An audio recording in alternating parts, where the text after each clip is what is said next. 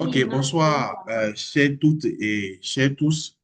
Je vous prierai d'éteindre les vidéos, s'il vous plaît. Ça va permettre de fluidifier la connexion pour que tout le monde puisse avoir une qualité de hauteur de vidéo toute la séance. S'il vous plaît, fermez les vidéos et coupez les sons. Merci. Je me présente, je suis Kodio Eliab. Je ne sais pas, j'ai déjà l'habitude de pouvoir faire, de discuter, d'échanger sur la gestion des projets, suivi évaluation, l'évaluation des projets, la digitalisation du processus de gestion des projets, du suivi et de l'évaluation. J'ai été sollicité par le cabinet Tipeee. Monsieur le directeur, est-ce que vous pouvez prendre la parole pour lancer la séance, Oui, puisque nous avons 17h30, c'est 17h34. Nous pouvons commencer. Je vous laisse la parole. merci beaucoup, chers formateurs. Bonsoir, chers participants. J'espère que vous allez bien. Nous avons, il y a plusieurs jours, beaucoup nous écrivent en privé pour demander une formation gratuite en gestion de projets communautaires. Nous avons pris hâte de vos demandes et on a demandé également à notre formateur de nous consacrer ces 3 jours à, à nous outiller sur tout ce qui a rapport avec la gestion de projets communautaires. Il est là, il va travailler avec nous aujourd'hui, demain et après-demain. Je nous en prie, gardons le silence, fermez les vidéos et tout, et gardons le silence. Quand il va nous donner la parole, vous allez répondre. Tout ce qui a rapport avec l'attestation, les documents et autres, écrivez-nous en privé. Vous aurez en tout cas toutes ces informations dans les groupes. Merci et je vous souhaite une très bonne formation. Merci, chers formateurs, vous pouvez commencer. OK, merci beaucoup. J'espère que l'information étant passée, on peut débuter. Bon, et ces 3 jours de formation seront consacrés à des modules qui ne vont pas totalement au fond des sujets, mais nous ferons l'effort de pouvoir vous donner le maximum d'informations en ces 3 jours euh, de communication. Donc, je vais faire une présentation. Après, vous aurez la parole pour pouvoir, comment dit-on, poser des questions de compréhension et on pourra échanger. Donc, je vais partager le PowerPoint que j'ai préparé pour le module 1.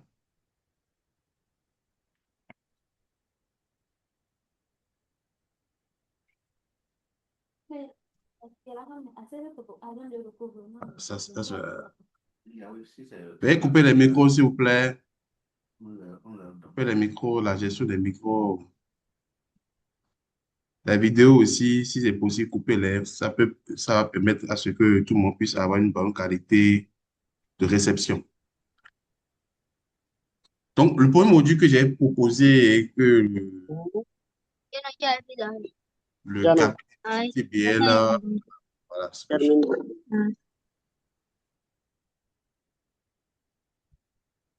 c'est de comprendre les projets communautaires.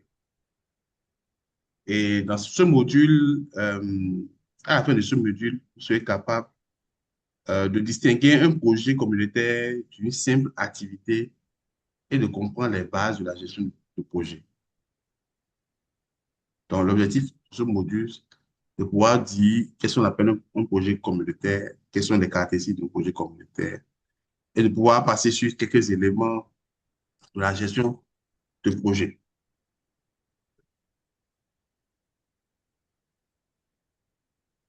Donc, de go,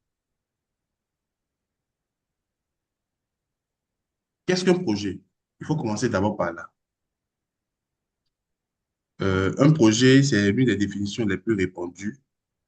Un projet, c'est un ensemble d'activités planifiées et coordonnées visant à atteindre un objectif précis dans un délai donné avec des ressources limitées. Déjà, vous voyez trois éléments qui sont là. Donc, un projet, ce n'est pas une activité, c'est un ensemble d'activités d'abord, qui sont planifiées, ouais, et qui sont coordonnées dans l'atteinte d'un objectif précis au bout d'un délai donné avec des contraintes de ressources. Donc, en termes de caractéristiques, le projet, comme on a parlé de délai, le projet a un début, tout projet a un début, tout projet aussi a une fin. Donc, ça débute à une date donnée et ça doit finir à une date donnée. C'est vrai, il peut y avoir des prolongations, mais mais s'il y a des prolongations, ça doit pouvoir aboutir, définir à une date donnée. Un projet aussi a un objectif utile, unique, auquel on associe un budget avec des activités et des bénéficiaires.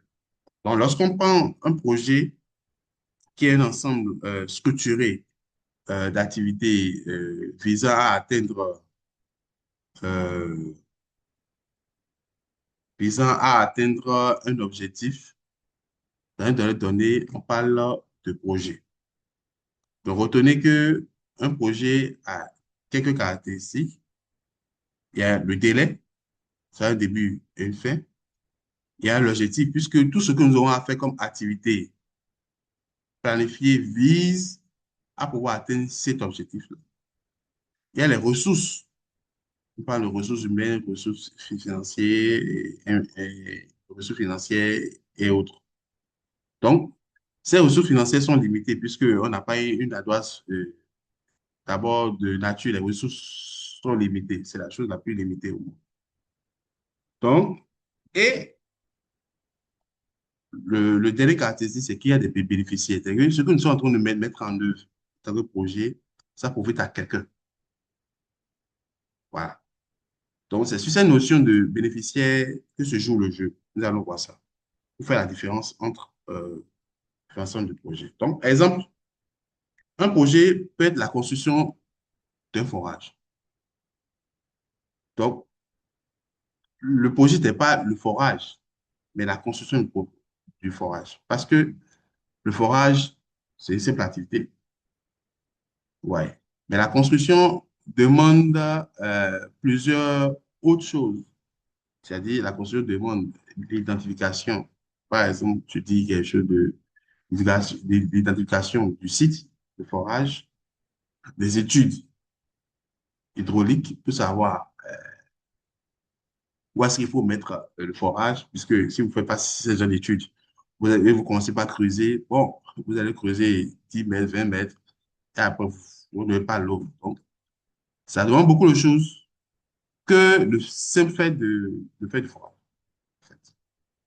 Donc, le projet, comme on l'a dit, comprend l'identification du besoin pour ce projet, ce type de projet, par exemple.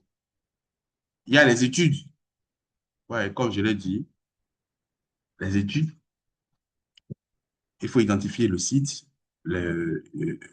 faire les études par rapport à la construction du forage. Il faut mobiliser les ressources pour ce forage-là. Est-ce que c'est la mairie, par exemple, ou bien c'est l'État, le niveau central, ou bien c'est les partenaires techniques, ou bien c'est les gens du village, ou bien du quartier qui se sont cotisés, vu les problèmes qu'ils ont en termes d'eau pour pouvoir le réaliser. Donc, mais quand on parle de mobilisation de ressources, ne voyons pas seulement financière, il y a aussi humaine. Euh, L'équipe a recruté pour pouvoir faire les études, l'équipe a recruté pour pouvoir construire le forage, pour pouvoir viabiliser le forage, les sensibilisations, l'utilisation, la maintenance. Donc tout ça là, il faut voir, tout ça là-dedans, histoire de ressources. Maintenant, il y a les travaux proprement dits. On fait les études, on a les ressources, il faut mettre en œuvre, il faut faire le forage, il faut construire le forage. Vous voyez? Donc, dans la construction du forage, il y a le suivi. Il y a le suivi. Donc, à quel niveau sommes-nous? Nous avons projeté être à mi-juillet à 15%, à 20%. Est-ce que c'est respecté? Est-ce que nous avons nous sommes au niveau de ce que nous avons prévu, qu'est-ce qui marche, qu'est-ce qui ne marche pas. Voilà, le suivi. Et quand on parle de suivi, vous voyez, attendez aussi l'évaluation. Donc, et la dernière étape, c'est la réception de l'ouvrage. Donc, ici, pour comment dit-on, ce projet de construction d'un forage, les éléments que nous avons cités ici ne sont pas les éléments, c'est pas la totalité. Nous avons cité quelques-uns pour montrer que, comme on l'a dit, c'est une association, une association euh, excusez-moi, ok. C'est une association d'activités, plusieurs activités qui concourent à un même but, avec un délai, avec des ressources limitées, qui fait le projet. Donc, le projet n'est pas seulement une idée, c'est un processus. Couper les sons, s'il vous plaît. Le projet n'est pas seulement une idée, ou une activité, c'est un processus organisé. Donc, dans le projet que nous avons, les activités, c'est dans le projet qu'on définit les actions. C'est au niveau des projets qu'on définit les résultats. Nous allons voir tous ces éléments-là dans la suite de cette communication.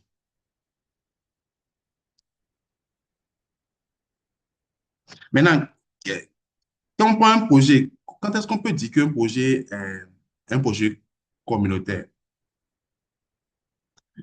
Mais avant d'aller vers la définition du projet communautaire, qu'est-ce qu'on appelle la communauté d'abord? On va partir de là.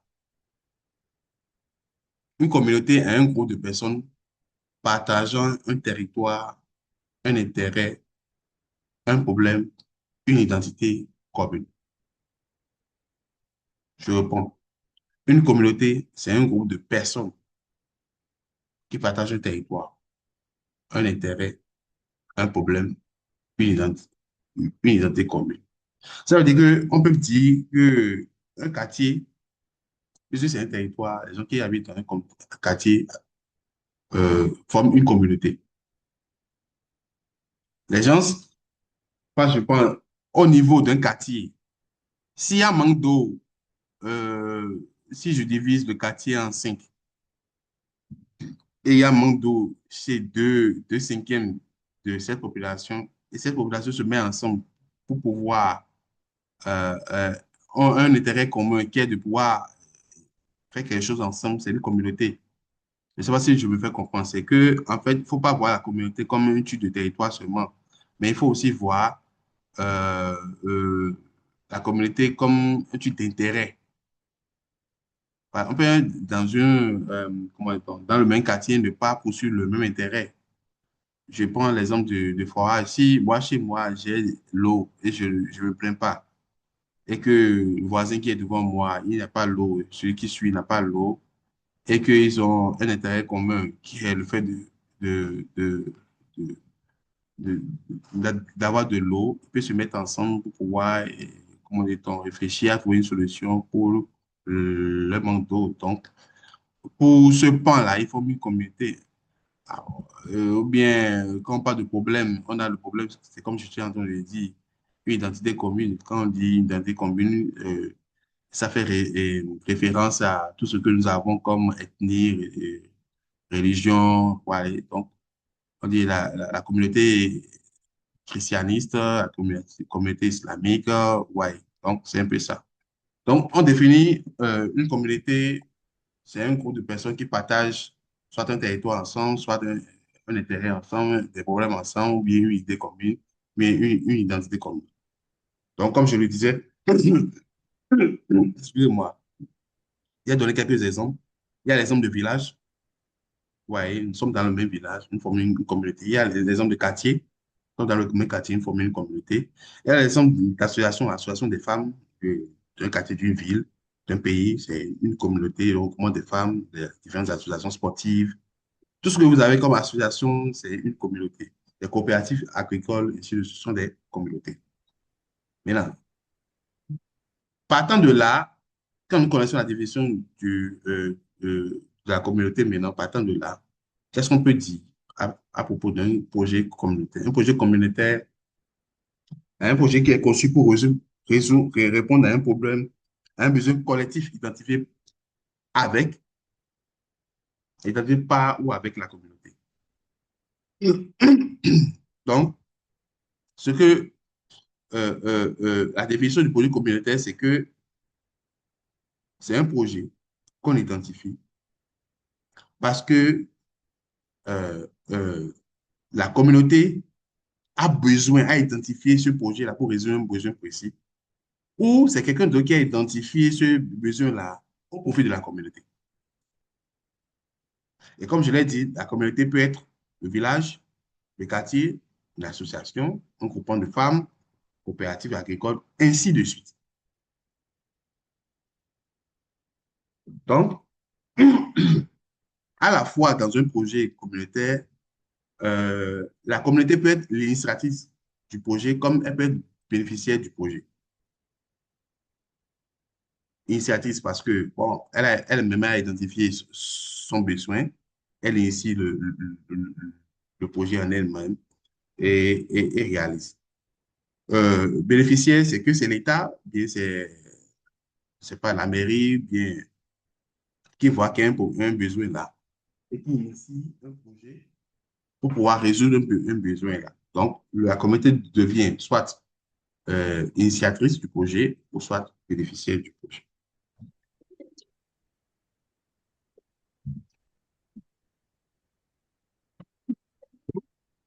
Ça va? En termes d'exemples concrets, puisque moi j'aime souvent donner des exemples concrets que tout le monde peut comprendre, hein. On vous demande d'identifier un problème qui est dans votre quartier ou dans votre village. Euh, D'autres peuvent avoir des problèmes d'insalubrité. Vous pouvez constater que dans votre quartier ou dans votre village, que vous êtes souvent confronté à un problème d'insalubrité. Ça, c'est un problème. Ouais. Qu'on peut réfléchir, que la communauté peut identifier et pouvoir réfléchir et transformer cela en projet pour apporter des solutions idoines par rapport à l'insalubrité qu'il y a. Il y a le chômage des jeunes. Ouais, les gens de la mairie, peut-être que la communauté ne s'en rend pas compte, mais la mairie va voir que, bon, nous avons beaucoup de jeunes qui sont diplômés, mais qui chôment. Ça, c'est un problème. Comment est-ce qu'on fait pour que ces jeunes-là puissent trouver du travail? Vous voyez que là, c'est la mairie qui est, bon, la mairie qui est l'initiatrice au profit de la communauté qu'elle dirige, en fait. Bon, le problème de manque d'eau, j'en ai déjà parlé. Il y a la dépétition scolaire. Vous voyez, les, les gens de la mairie, je parle de la mairie parce que c'est le truc le plus proche de la population. Et ils voient que à travers les indicateurs qu'on leur présente, les indicateurs du secteur de l'éducation, ils voient qu'il y a une dépétition scolaire, que ce soit chez les femmes, que ce soit chez les garçons. Et ça fait que beaucoup d'écoliers, mais d'élèves, surtout dans la rue, ça augmente le taux de délinquants peut-être, les grossesses des filles mineures, et ainsi de suite. Donc, c'est un vrai problème qui concerne peut-être un quartier, un village, une zone où on peut réfléchir pour pouvoir concevoir un projet pour lutter contre cette déperdition scolaire. Il y a les violences basées sur le genre aussi. J'allais parler, c'est que le fait d'avoir des rapports sexuels, comment dit-on, avec des mineurs, et ainsi de suite, les comportements de déviance et consorts. Donc, tous ces problèmes peuvent faire l'objet d'un projet communautaire. Tout. Bon, j'ai déjà donné plusieurs exemples, hein, appui scolaire aux enfants, création de jardins communautaires, ainsi de suite. Donc, quelles sont les caractéristiques d'un projet communautaire? Nous avons déjà vu les caractéristiques d'un projet en général, mais qu'est-ce qui peut différencier un projet communautaire des autres projets? Un projet communautaire répond à un besoin réel, comme tout bon projet d'ailleurs. Mais un projet communautaire implique plus la population. Je l'ai déjà dit dans une formation que j'ai fait aussi en ligne, comme ça que, en fait, il y a des projets que l'État conçoit sans le fait que les populations ne soient associées dans la réflexion des propositions de solutions, des activités à mener, tout ça là. Et ça qui est au niveau central, ça atterrit dans les communes, bien dans les villages. Il fait que le projet, on le met en œuvre, mais ça n'atteint pas son but. Par exemple, je donne un exemple qui est papa qu'on voit souvent, c'est que l'État central vous dit que, bon, les marchés de tel village ne sont pas ne respectent pas un standing et là où le village, le marché se trouve aussi, c'est un lieu qui est un peu risqué, c'est au bord de la voie, ça augmente le risque d'accident, tout ça, tout ça, tout ça. Et bon, le ministre ou bien l'État central dégage des fonds pour pouvoir construire de nouveaux marchés dans un village, mais dans plusieurs villages. On fait les plans architecturaux, tout ça, tout ça. On invite le maire valide tout ça et on vient seulement, le maire donne, comment dit-on, un terrain, on construit le marché. On fait l'ouverture du marché, la population applaudit, mais la population ne vient jamais vendre dans ce marché. Il continue toujours d'aller sur l'ancien site. Ça, c'est un bon nom. Monsieur Ati Sogbe, veuillez fermer votre micro, Oui, s'il vous plaît. d'accord, merci. Donc, vous voyez, quand vous faites un projet comme ça, que les populations ne sont pas associées, c'est qu'on on ne demande pas leur avis. On dit, bon, nous, on a constaté, on fait une enquête auprès des populations, on appelle le maire, on dit, ben, dis-nous comment une enquête d'opinion auprès de la population. On nous dit, bon, l'État a constaté que votre histoire de marché là, ça met en danger les vies humaines, le cas n'est pas approprié. Qu'est-ce que vous voulez qu'on fasse concrètement? Est-ce que vous voulez que, bon, à partir de, lorsque les voitures vont approcher ces zones du marché, on vous met des balises, des dos d'âne, on vous met des signalements pour que les voitures puissent, comment dire, ralentir. Bon, faites. En fait, la première solution qu'on leur propose, c'est qu'ils restent sur le site, mais on améliore le site et on met des choses, des balises pour que les risques d'accident puissent diminuer. La deuxième solution, c'est de leur dire, le site là, on va vous trouver un nouveau site qui est proche de la voie aussi, mais qui soit plus viabilisé. Vous avez les toilettes, de l'eau, tout, tout, tout, tout, tout. Est-ce que ça vous parle, ça vous tente? Et on va faire une rue très bien, les gens pourront rentrer, garer leur véhicule, acheter et partir. Est-ce que ça vous tente, par exemple? Ou une troisième proposition où on vous met au fond dans la ville. On ne vous met pas au bord de la voie, on vous met dans la ville. On vous construit des beaux locaux. Et vous aurez un parking spécial et les gens vont venir.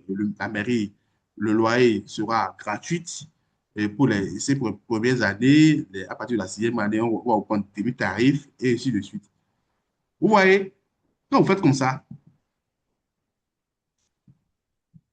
et la population arrive à choisir, elle peut choisir l'une des trois options, hein. Mais si la population choisit très bien, l'enquête est bien faite, et vous discutez avec elle des activités à faire, des propositions, et vous respectez ça, vous allez voir qu'à la fin, vous avez fait le projet. Le projet va marcher, les gens vont utiliser le marché.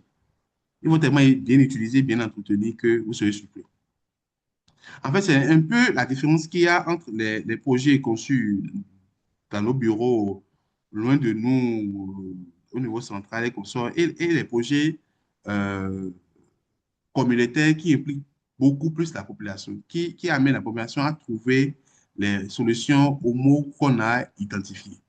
Et c'est à nous, les cadres, de pouvoir, lorsqu'ils identifient ces problèmes et les solutions, de pouvoir le mettre sous forme de projet, de le formaliser et de pouvoir le mettre en œuvre.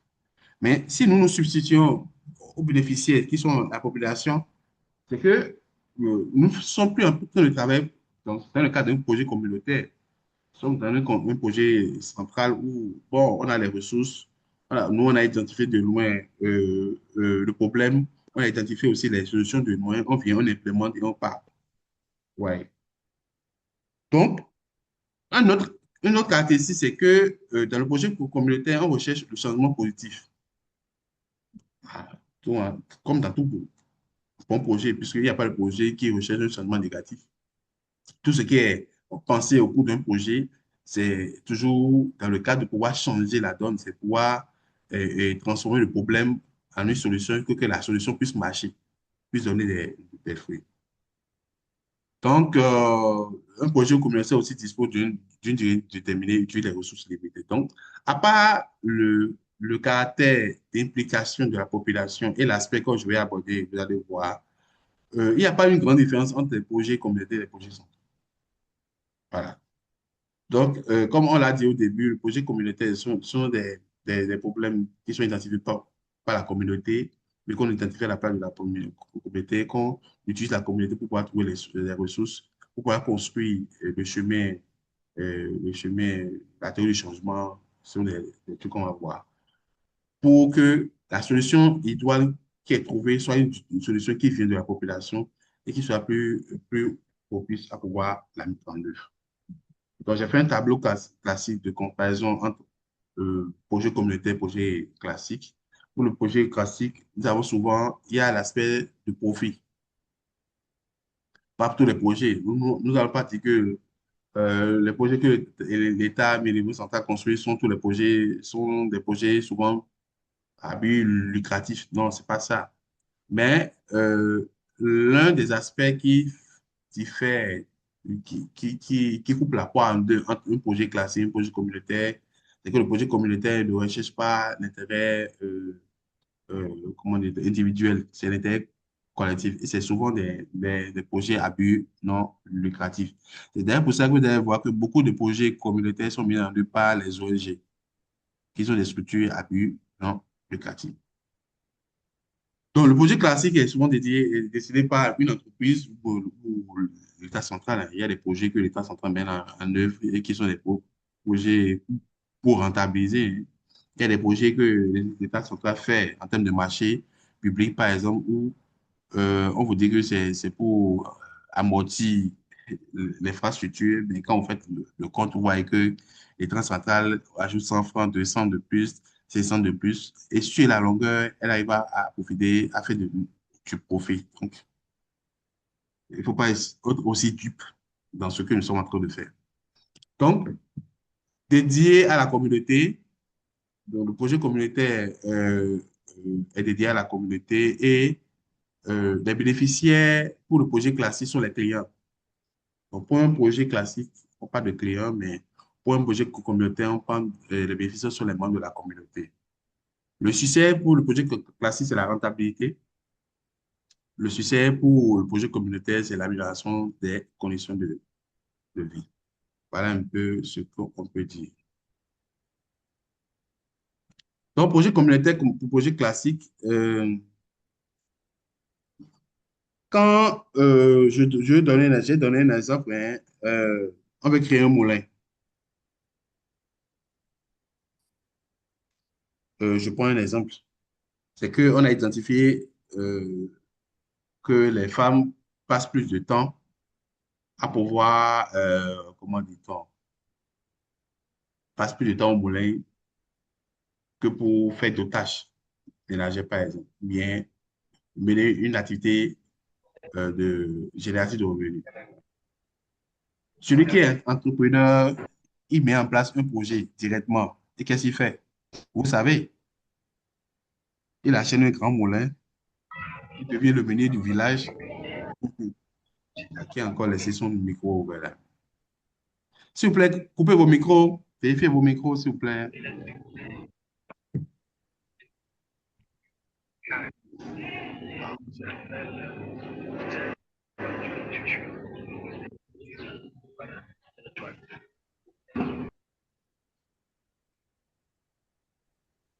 OK.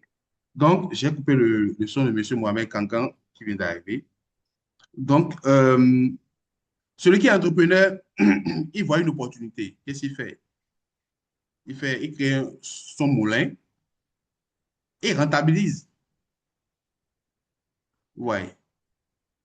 Mais le projet communautaire peut venir de la communauté qui dit, bon, Nous, on se met ensemble, nous avons un problème commun qui est le moulin. Nos femmes passent tout le temps à écraser le moulin, à écraser les choses pour le moulin. Ce qu'on fait, on se met ensemble, chacun donne 500, 600, on achète un moulin, quelqu'un vient et le meunier vient, on le paie un truc forfaitaire de 100 francs quand il écrase pour quelqu'un, mais de 50 francs quand il écrase pour quelqu'un. Et là, tout le monde est heureux. Et le but, ce n'est pas de rembourser l'achat du moulin du fonctionnement. Le but, c'est que tout le monde puisse avoir accès au moulin écrasé et pour que les femmes puissent avoir du temps pour faire autre chose. Donc, vous voyez que la version communautaire, elle n'est pas assez sur la rentabilité, hein, le bénéfice, mais plutôt sur l'amélioration des conditions de vie. Par contre, quand nous allons dans l'autre sens, qui est le projet classique, si quelqu'un, bon, quelqu'un qui est un peu aisé, nanti, de- dans le village ou dans le quartier, lui voit que c'est une source de revenus. Lui, il met en place comment dire, tout son moulin, il engage quelqu'un pour pouvoir écraser et il facture. Donc, lui-même, il a un projet. Ça, c'est un projet à but lucratif. Qu'on peut pas dire que c'est un projet communautaire. C'est lui qui a pensé, c'est que la communauté comment dire, a formulé le vœu d'avoir ce moulin-là, mais lui, il a réalisé le projet. Mais son but, c'est de pouvoir avoir retour sur investissement et d'en faire du profit. Alors que dans l'autre sens, si on veut transformer ce projet en projet communautaire, c'est qu'on demande une adhésion de toute la communauté et la communauté cotise pour acheter des moulins. On met un fonds de fonctionnement là pour que le meunier puisse manger, pouvoir s'entretenir et voilà.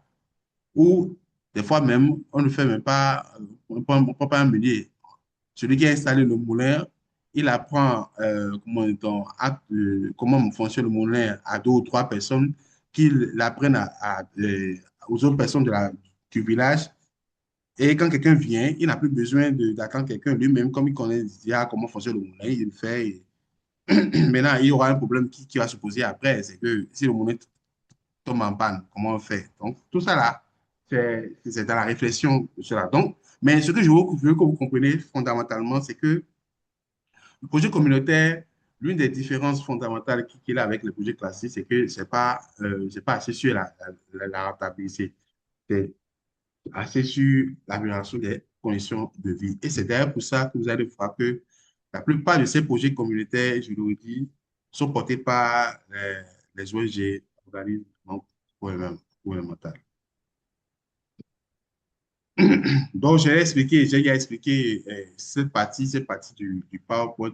On dit, projet classique, une entreprise veut vendre de l'eau en sachet. Tu vois, son but, c'est de réaliser des bénéfices. Les bénéficiaires, ce sont les clients, c'est-à-dire que tous ceux qui vont acheter, que ce soit les gens du quartier, du village, tout le monde est client chez lui. Le succès, c'est qu'il y a une augmentation de son chiffre d'affaires. Mais par contre, si on veut donner de l'eau, hein, à la population, on passe du côté projet communautaire où c'est une association qui veut construire un forage. Une association, peut-être que les femmes du village qui sont mises ensemble pour dire, bon, nous, on en a marre, on a un peu de sous, on ne peut pas, comme tu peux faire 5 km pour aller chercher de l'eau, comme les garçons ne veulent pas faire quelque chose, nous, femmes qui avons un peu de ressources, qui vendons un peu de ressources, nous mettons ensemble à travers notre réseau, les femmes capables, il y a des associations comme ça, les femmes capables, et nous construisons un forage pour réduire le temps, pour aller prendre de l'eau, et ainsi de suite. Donc, l'objectif ici de ce projet-là, c'est d'améliorer les conditions de vie. Ça n'a pas un but lucratif.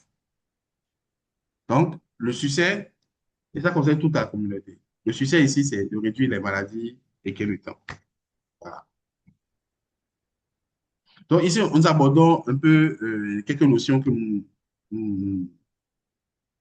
nous rappelons chaque fois lorsque nous abordons la gestion des projets, que ce soit projet classique ou projet communautaire. C'est à peu près les mêmes outils qu'on utilise pour pouvoir, moi, du temps, les mettre en œuvre. La gestion de projet, c'est un ensemble de méthodes permettant d'organiser et de piloter un projet. Nous avons déjà vu au début la définition d'un projet. Mais quand on parle de gestion de projet, c'est une méthode qui permet d'organiser et de piloter les projets. Et c'est une méthode qui s'apprend. C'est pour ça d'ailleurs qu'il y a les filières de gestion de projet. Donc, on se lève pas pour dire je suis gestion de projet. J'ai été suivi évaluateur sur un projet. J'ai été, c'est pas comptable sur un projet. Je suis gestion de projet. Non, c'est un métier qui s'apprend. Donc, on ne se lève pas pour être coordonnateur d'un projet. Donc, il faut avoir de l'expérience, il faut avoir du vécu. Et comme je l'ai dit, que chacun reste dans son couloir.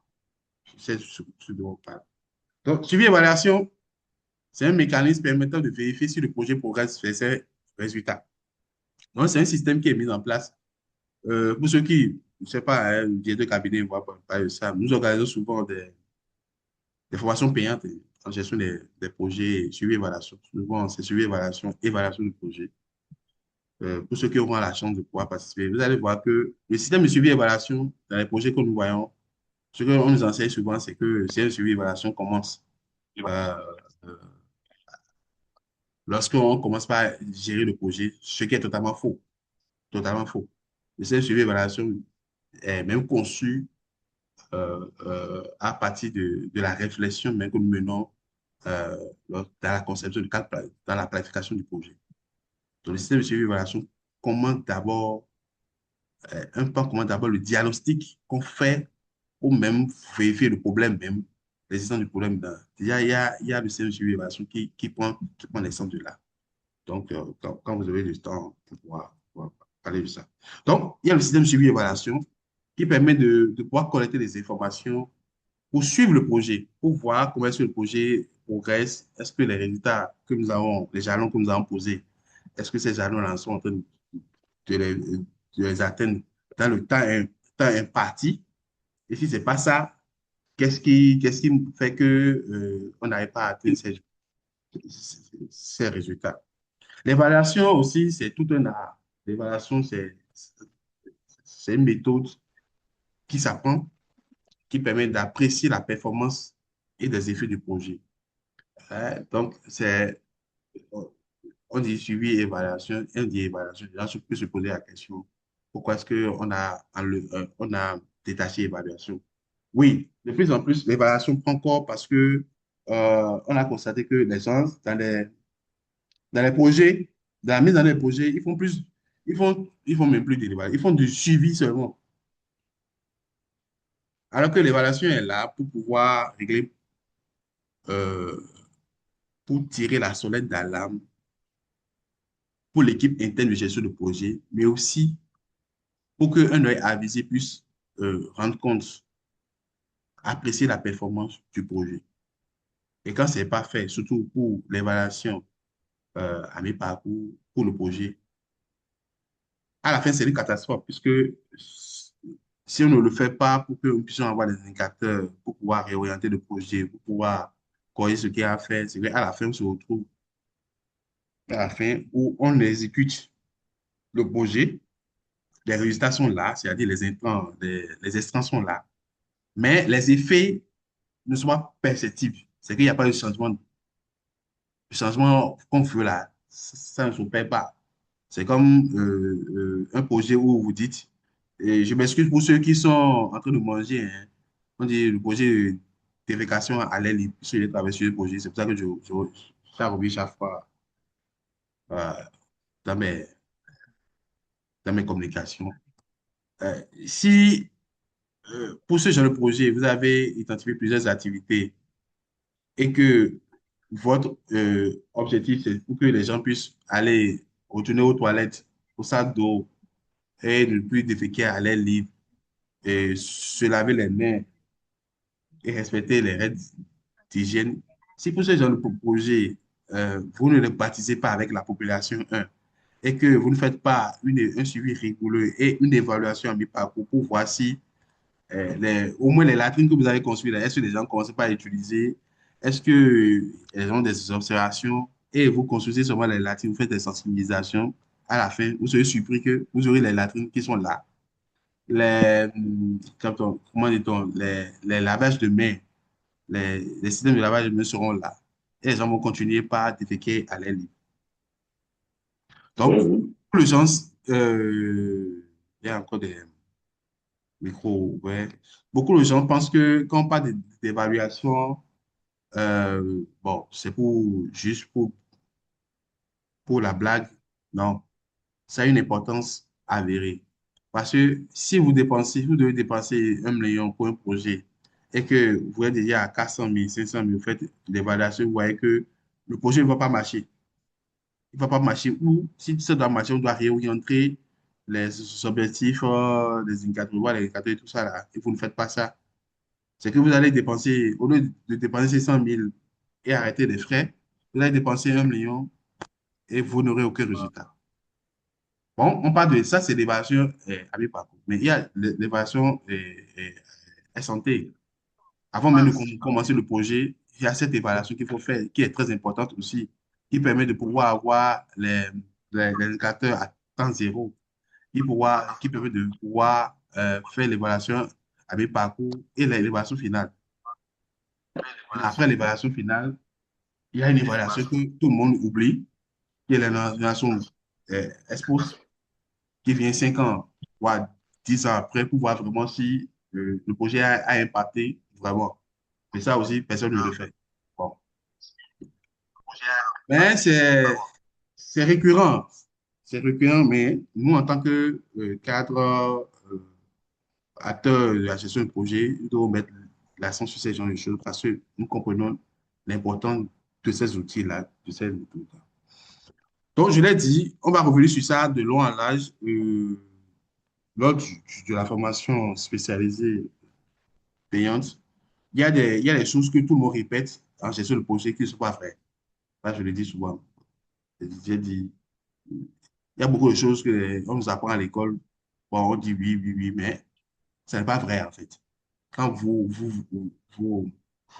confrontez au terrain, vous lisez les bouquets, surtout les calendriers, ils sont très, très évolués en termes de gestion des projets, les bouquets calendriers du Canada. Vous allez voir que ce que nous faisons en gestion de projet, là, c'est de l'amateurisme, il faut se dire la vérité. Bref, évoluons. Différentes en suivi et évaluation, je l'ai déjà fait, hein. Je l'ai déjà dit. Ici, c'est, oui, bon, j'ai déjà parlé de ça. Évaluation, j'ai déjà parlé de ça. Tu vois, par exemple, la question, c'est le projet a-t-il réellement changé des vies des bénéficiaires? C'est ce que l'évaluation peut permettre de voir. Puisque n'oublions pas, quand on met en œuvre un projet, que ce soit un projet classique ou un projet communautaire, c'est pour changer des vies. Celui qui vend, je ne sais pas moi, de l'eau, au moins il y a de l'eau à vendre aux gens. Si nous sommes dans un village où il n'y a pas d'eau et les gens ne sont pas mis ensemble pour pouvoir créer des forages, la mairie n'a pas les moyens pour pouvoir faire des forages, il y a quelqu'un qui crée son forage et vend l'eau, oui, on va dire que c'est, comment dit-on, c'est pécunier, il fait du bénéfice, mais en vendant l'eau, ils sont des vies parce que ceux qui vont boire cette eau-là ne vont pas souffrir des maladies liées à l'eau et pourront aussi peut-être réduire le temps consacré à la recherche de l'eau et à d'autres choses. Donc, ça des vies, en fait. Donc, il ne faut pas toujours voir que les projets qui ont but euh, lucratif sont des projets, de mauvais projets. Non, ça sont aussi des vies. Donc, l'exemple que j'ai donné ici, c'est avant, les femmes parcouraient 5 km. Mais lorsqu'on met en place le projet, par exemple, la descente est réduite à 500 mètres. Avant, il y a 40% des enfants qui arrivaient en retard à l'école, mais lorsqu'on a mis en place le projet, 10% seulement d'enfants viennent, comment dit-on, à l'école en retard. Donc, ce que nous venons de montrer sont des indicateurs d'effet, qui peuvent être des indicateurs d'effet qui permettent à l'évaluation de mesurer ces indicateurs, de voir. Avant, on était à tête date, je dis. Avant, on était à tête tôt. Après la mise en œuvre du projet, nous sommes à tête tôt. À la moitié de la mise en œuvre du projet, nous sommes à tête tôt. Ouais. Donc, ici, j'ai présenté le cycle de vie de projet. Vous êtes déjà habitué à ça.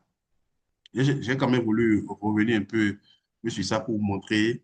Ici, le 1, c'est la phase d'initiation. C'est là où je vais dire, la phase diagnostique. Là, on identifie le problème, on éprouve le problème à travers la théorie du changement, à travers le diagnostic, l'enquête de début, l'évaluation est santé, pour permettre de pouvoir avoir tous les chiffres qu'il faut et justifier du bien fondé du problème et de s'assurer que la solution identifiée, c'est-à-dire là-bas problème que nous avons on va dire, réalisé, là-bas solution qui en est sortie, comment dit-on, la théorie du changement qui est sortie de là est le meilleur passage, je dirais, le meilleur itinéraire qui va donner le plus de bons résultats, le plus d'effets possible. C'est la phase d'initiation.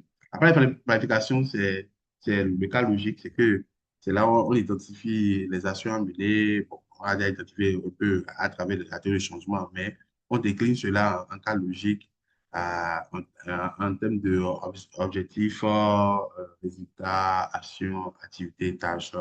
Voilà. La troisième phase, c'est la phase d'exécution, c'est qu'on met en œuvre le projet et la quatrième phase, c'est la phase de clôture euh, du projet. Avant la phase de clôture, il y a la phase de contrôle. C'est ce que j'appelle souvent, bon, je ne dirais pas après, le suivi est fait au cours de l'exécution, mais l'évaluation est faite à mi-parcours et à la fin, il y a l'évaluation finale. Et pour ceux qui ont de l'argent, pour ceux qui sont sérieux, ils font l'évaluation ex post. Et l'évaluation finale, la différence, c'est que dès que le projet finit, vous faites l'évaluation, vous évaluez le projet pour voir si les effets ont été atteints. Le changement positif que vous recherchez, est-ce que c'est réel? Est-ce que c'est tangible? Est-ce que vous le percevez? Maintenant, 5 ans après, il faut revenir pour faire l'évaluation pour voir si l'impact, est-ce que cet effet-là perdu dans le temps? C'est ce qu'on appelle l'impact. Donc, il y a la phase de clôture. Dans la phase de clôture, c'est comme je l'ai dit, il y a les deux types d'évaluation à réaliser. Bon, ici, c'est un détail, hein. Tout ce que je viens de dire là, c'est ça qui est détaillé ici. Ouais. Bon, je sais que les gens vont dire, et tu as parlé de phase d'initiation. Ici, on a vu avant-projet, ici, on voit initialisation. Est-ce que, bon, ici, quand vous prenez ici, le un qui est ici, initiation, comprend déjà la phase avant-projet et la phase d'initiation elle-même, ici. Donc, ça dépend des écoles. C'est soit d'école, en fait. Il y a l'école, comme vous le savez, il y a l'école canadienne, il y a l'école américaine. Voilà. Par rapport à la gestion des projets. Donc, comme je l'ai déjà expliqué, ici, vous avez dans l'avant-projet identifié et comprendre le besoin. Ici, il faut définir et estimer les projets, c'est-à-dire tout ce qui est risque, matrice des risques, union, lancement. Planification, c'est tout ce qui est diagramme de perte, matrice des compétences, plan de communication, plan de projet, plan de charge, cahier de charge, matrice, tout. Maintenant, dans la phase d'exécution, là, vous faites le suivi, les livrables, compte rendu, voilà, bref. C'est un peu ça. Vous aurez toutes les communications à la fin. Ne vous inquiétez pas. Vous aurez toutes les communications. Je ne sais pas si le DG a prévu de vous envoyer la vidéo, mais au moins les communications, vous l'aurez.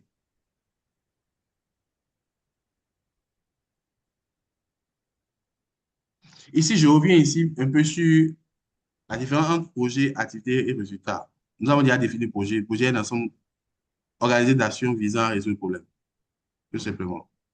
Donc, le projet ici, c'est amélioration de l'accès à l'eau potable dans le village de Quédécourt. Bon. Une des activités, c'est réaliser l'étude du site, mobiliser les fonds, forer un puits, former un comité de gestion. Donc, à partir de là, on peut dire qu'une activité est une action réalisée dans le cadre du projet. Mais là, quand je dis action ici, ne confondez pas. Je l'ai toujours dit, c'est une histoire d'école. L'action dont je parle ici, c'est le fait c'est agir, en fait. C'est pas la notion d'action qui englobe l'activité. Donc, c'est la différence qu'il faut faire.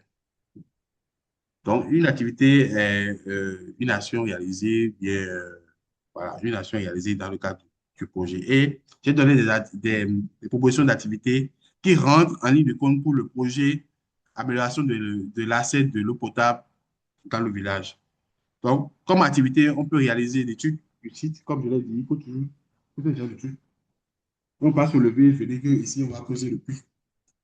On peut faire des trucs hydrauliques, géohydrauliques, pour pouvoir voir la nappe phréatique où on peut mettre les puits, voilà. Mobiliser les fonds, c'est important.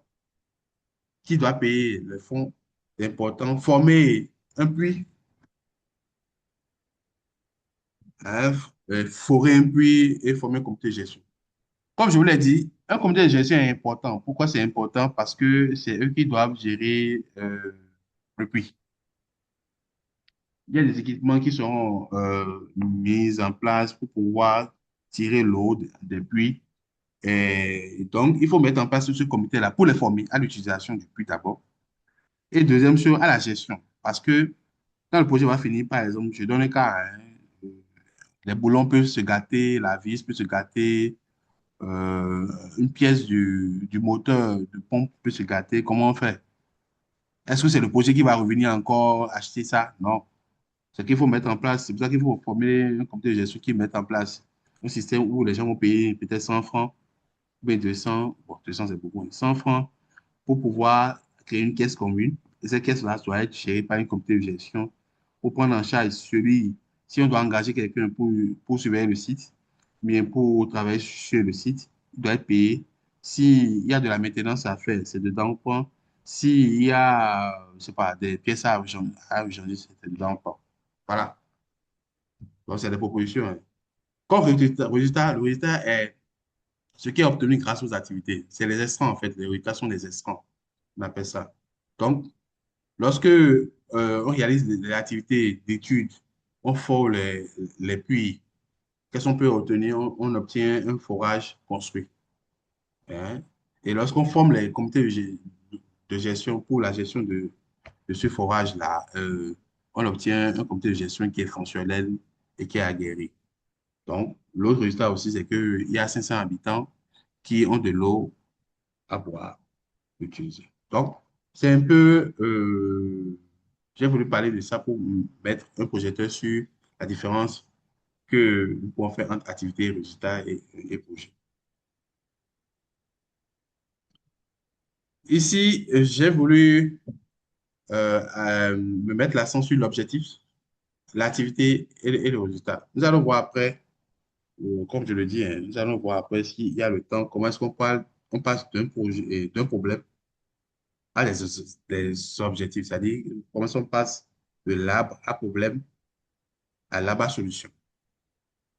Pour pouvoir, lorsqu'on observe un problème, comment est-ce qu'on quitte le problème pour les solutions et des solutions pour pouvoir faire cadre logique. Voilà, voilà. Donc, l'objectif, c'est une situation, c'est la situation positive recherchée.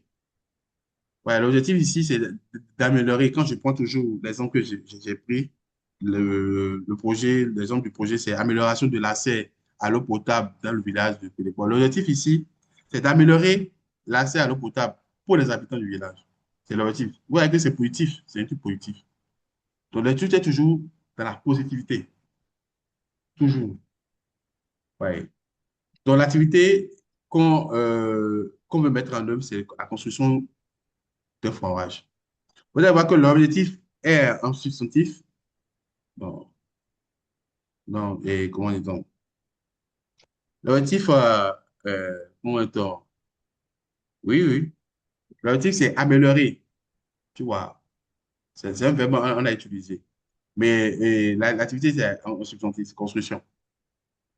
Donc, on voit déjà, bon, comme je le dis encore, c'est l'histoire d'école. Pour deux personnes, c'est pas ça. Il faut un mélange. Et ça se justifie. Il y a de la littérature qui suit ça. Mais pour rester dans ce que tout le monde connaît, on sait que les motifs, c'est en infinitif et l'autre sont... Donc, l'indicateur mesure, euh, c'est une mesure qui permet de vérifier l'atteinte des objectifs. Et ici, comme indicateur que nous avons proposé, c'est le nombre de forages construits, nombre de ménages desservis, distance moyenne parcourue pour chercher l'eau. Donc, nombre de forages construits, nombre de ménages desservis et distance moyenne parcourue pour chercher l'eau. Donc, vous voyez qu'il y a une belle différence entre l'objectif qui est améliorer l'accès à l'eau potable pour les habitants, l'activité qui est la construction de forages et les indicateurs qui permettent de suivre, de vérifier si l'objectif est atteint ou pas.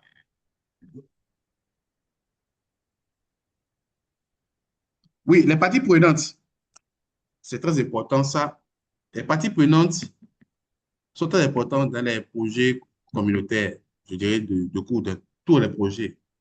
Et quand je vous l'ai dit, quand vous n'arrivez pas à appréhender vraiment les parties prenantes, vous avez des problèmes dans la conception même du projet, dans la mise en œuvre du projet et même dans l'effet que vous attendez du projet. Donc, qu'est-ce qu'on appelle une partie prenante? C'est toute personne ou organisation pouvant influencer ou être influencée par le projet. Excusez. Toute personne ou organisation pouvant être influencée ou être, pouvant influencer ou être influencée par le projet. J'ai proposé une classification. Partie prenante interne, c'est l'équipe du projet, les membres du projet, le comité de gestion. Ouais. Partie prenante externe, nous avons, ça peut être la mairie, ça peut être les ONG, ça peut être les bailleurs de fonds, les PTF, ça peut être les autorités locales, c'est-à-dire le CQ, le CV. Bon, le CQ, c'est chaque quartier, le CV, c'est chaque village, et comment dire, ainsi de suite. Les bénéficiaires, c'est ceux qui profitent du projet. Donc, voilà à peu près les trois groupes de parties prenantes que nous avons. Voilà. Donc, nous allons revenir sur ça, comment est-ce qu'on les identifie, par quels moyens on les identifie, nous allons revenir sur ça. Il y a quelqu'un qui a ouvert son micro. Donc, l'exercice que je vous présente, je propose, c'est d'identifier un projet de lutte contre l'insalubrité. Et si vous avez un projet de lutte contre l'insalubrité, selon vous, qui sont ceux qui peuvent être les bénéficiaires, euh, les partenaires, les responsables, les bailleurs potentiels? Excusez-moi, il y a des gens qui ont laissé des écrits dans le chat, je vais lire. Un peu de volume. Ah, désolé, hein. J'espère que le volume est revenu. Euh, encore, la formation était prévue pour... Waouh, j'ai rien compris à ça.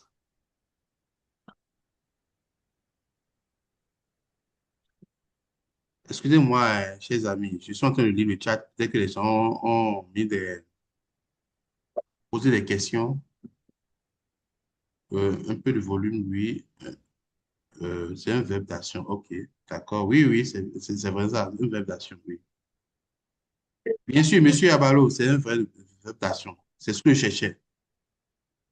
Euh, Merci pour cet objectif, mais ça aussi, l'objectif doit être smart. Oui, l'objectif doit être smart. Monsieur Jean-Paul, je vais revenir sur ça.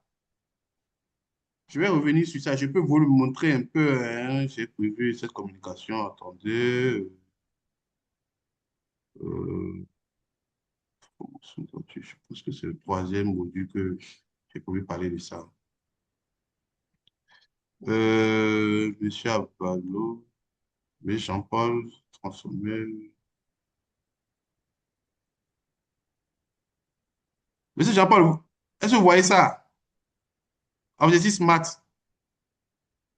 Donc, c'est prévu. Je vais revenir sur ça. Ne vous inquiétez pas. C'est prévu. D'accord. Hmm,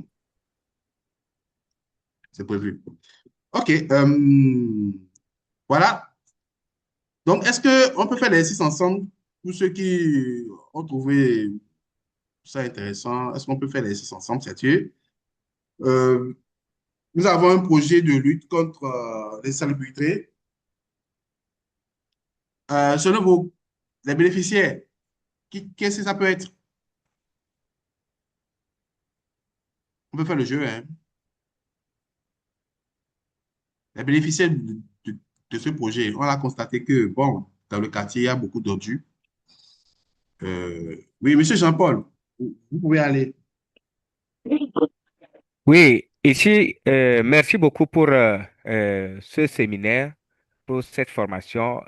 Pour la question, je vois que les bénéficiaires seront la communauté, puisque nous sommes dans le cadre d'une communauté. Alors, les bénéficiaires pour la lutte contre l'insalubrité ici seront la communauté. Merci.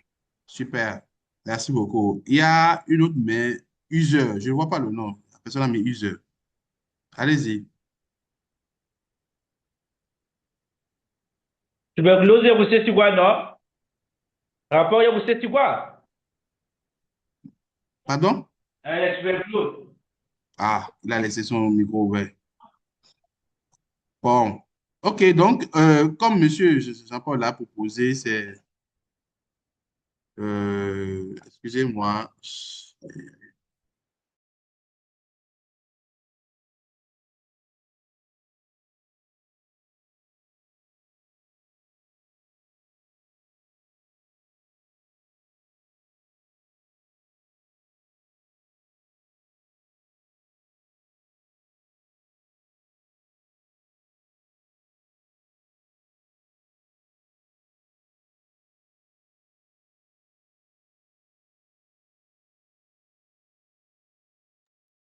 Oui, allez-y. Je veux le voir une main levée, hein. Bon. OK, donc les bénéficiaires, c'est comme monsieur Jean-Paul l'a dit, c'est la communauté, hein, puisque un quartier, là, ça profite à tout le monde. C'est-à-dire ceux qui sont dans le quartier. Maintenant, qui sont ceux qui peuvent être des partenaires? Les partenaires de ce projet.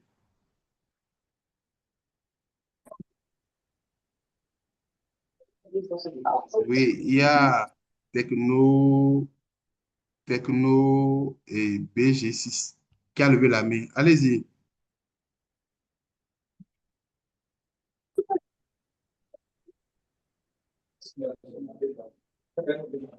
Ah, allô? Oui. Oui, monsieur, parmi les partenaires, je ne sais pas si on peut citer les collectivités locales. Les collectivités locales sont les responsables. On a peut-être les mêmes réalités. Oui, les responsables des collectivités locales, par exemple, ils peuvent être les partenaires pour un tel projet. Je prends par exemple chez nous, ça peut être le président du conseil, les Oui. responsables des collectivités locales, par exemple, oui. Si Ok. par exemple ça se passe dans une ville, par exemple, ça peut être la mairie, Oui. le ministère de l'Environnement aussi, si possible. Alors, j'ai perdu l'intervenant.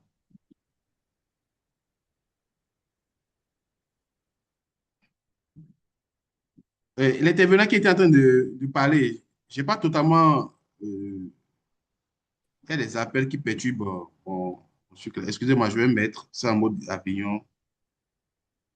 Euh,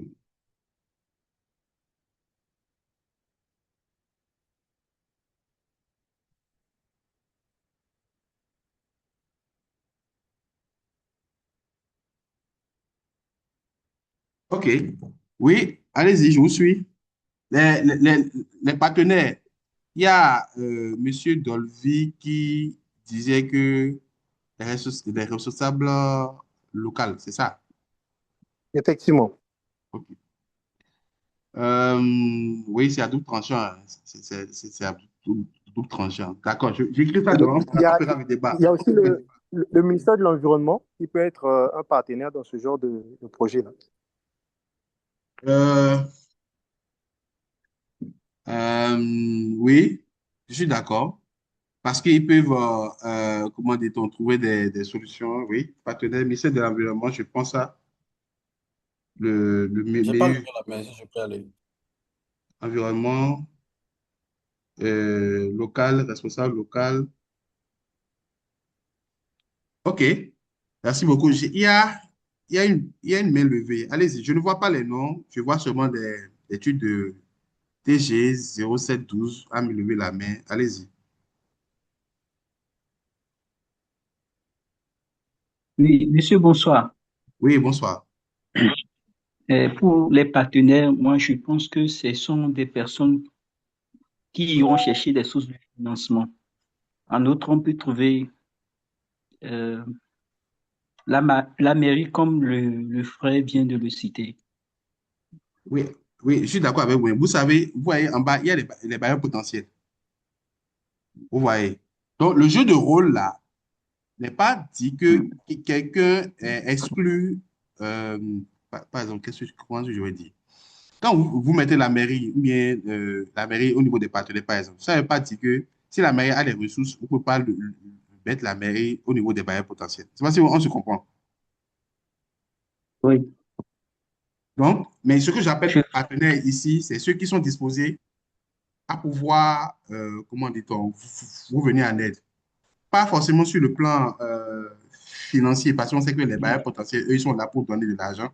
Mais je parle de ceux qui peuvent vous donner des appuis, vous donner du matériel, par exemple, bien vous soutenir dans la communication intelligente. C'est les partenaires. Ouais. Donc, euh, allô? Il est parti? Donnez-moi la parole, s'il vous plaît. Oui, il y avait quelqu'un qui intervenait. C'est pour ça que. Maintenant, allez-y, monsieur Godot Dossé. D'accord. À mon avis, les partenaires, il peut être de plusieurs ordres. Par exemple, il y a les partenaires techniques, les partenaires financiers et les partenaires Oui, administratifs, par exemple. Si oui, nous prenons les partenaires techniques, oui, il s'agira des agents de santé, en l'occurrence, les assistants d'hygiène, l'assainissement et tout. oui, Si nous prenons les partenaires financiers, peut-être oui. on peut faire allusion aux bailleurs, aux bailleurs à Oui, les qui on bailleurs sont en peut... bas. Oui, ils sont, donc on peut les exclure ici. Oui, Donc les partenaires administratifs sont la mairie oui. et ses démembrements à qui on peut faire recours s'il y a un souci sur le terrain, qui sont ceux qui vont régler la gendarmerie et tout et tout et tout. Donc voilà ce que moi je pense. Merci. OK, d'accord, d'accord. Merci beaucoup. Donc, mairie, j'ai mairie, ministère, responsable local, c'est des choses. Madame Charlotte Senami. Eh bien, Senami, c'est mon nom.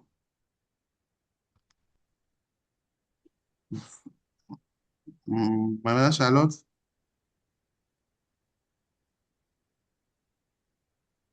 bon, nous irons sur Infinis ISA 6725.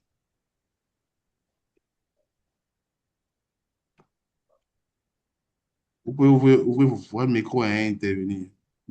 Infinis,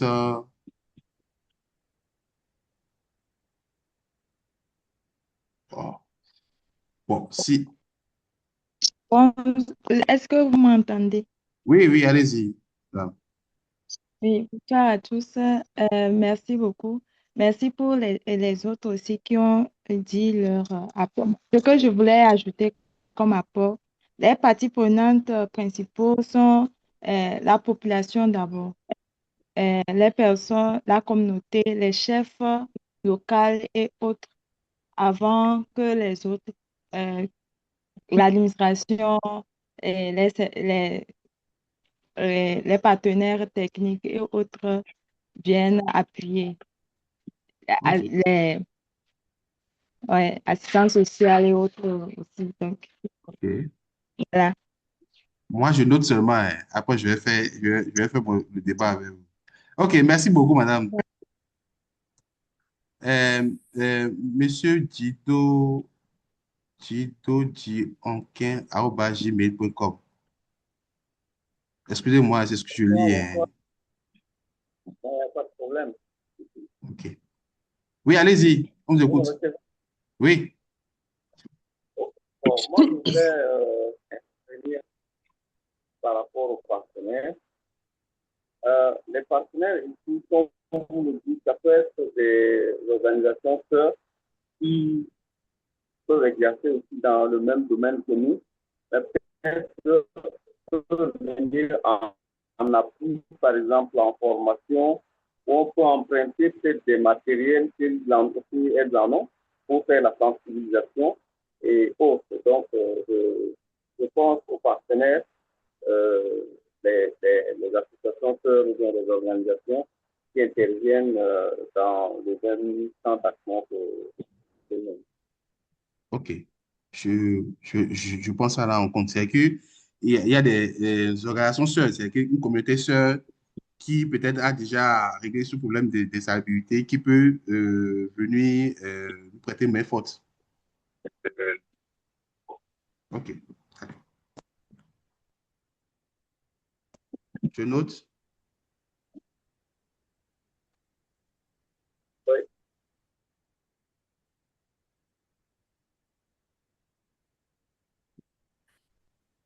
OK. Oui, il y a Solange Mulet. Madame Solange. D'accord, bonsoir à tous. Oui. Par rapport aux partenaires, j'ai un ajout, je voulais ajouter qu'on peut citer les établissements, les écoles publiques ou les entreprises de recyclage de déchets. Merci.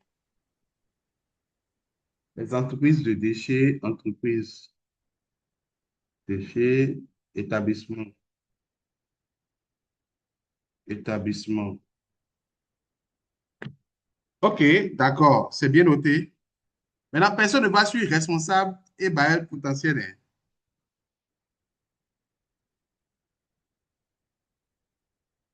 En fait, comme on va étape par étape, c'est pour ça qu'on n'a pas OK, évoqué. d'accord. Donc, est-ce que pour les partenaires, c'est bon? Allô? Oui, c'est qui là maintenant? C'est un ami. Ah, madame c'est l'ami. Oui, allez-y. Oui, oui, mais là, j'ai pu désactiver Ah, OK, mon d'accord. micro. Je Allez-y. voulais parler des ONG Voilà, pour les partenaires, c'est ça. D'accord. les ONG. Je suis d'accord. Merci Merci bien. beaucoup. Oui, Mhm. il manquait vraiment, je veux dire. Oui, il y a Sogaba Abdias. Monsieur Abdias, vous pouvez intervenir.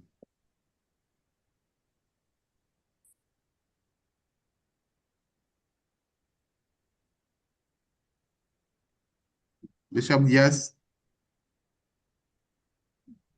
Vous m'entendez? Oui. oui, allez-y. Oui, bonsoir pour la présentation. Oui, oui, je viens de voir.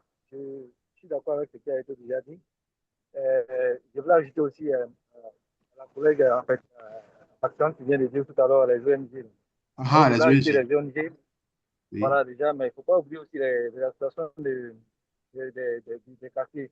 On va dire, il y a des comités de quartier, les associations au niveau des quartiers. On peut les ajouter aussi, hein. Bon, parce que des partenaires aussi, Quoi, je s'il vous pense. plaît, je n'ai pas bien entendu. Les associations de quoi? Tout le village, de la communauté, quoi, du quartier. Tout le site dans un quartier.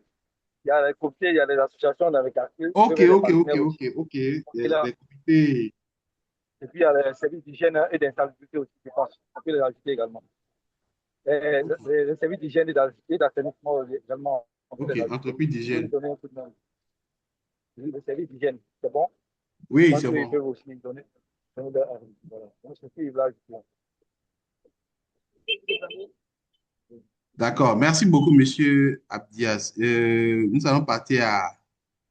Il y a encore une main et deux mains. Il y a User. Excusez. Il y a User. Je lis seulement User, hein. Je ne connais pas le nom. Vous pouvez désactiver votre micro et répondre. Bonsoir, monsieur. Oui, bonsoir, madame. Bon, c'est pour donner au niveau des responsables. Oui, allez-y. Ok, comme responsable, bon, je peux citer comme chef de projet, chef d'équipe, agent de salubrité et responsable des ressources humaines et les comptables. C'est ce que j'ai à dire. Ok, responsable, hein, je viens, chef de projet, responsable ressources humaines, comptable. Ok, RH, comptable. Ok, merci beaucoup, madame.